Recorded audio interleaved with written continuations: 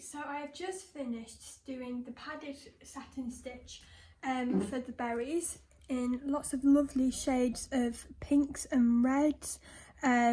So we have now almost finished doing this side of work.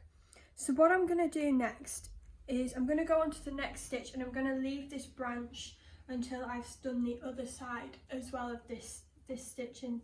But for the next stitch, which will start tomorrow, is we're going to move on to doing, I'll check what it's called, the fishbone stitch.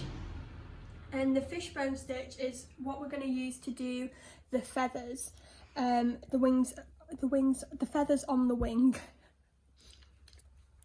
So Philippa has actually written in the book that it is a rarely seen stitch, and I will show you tomorrow how I get on with it.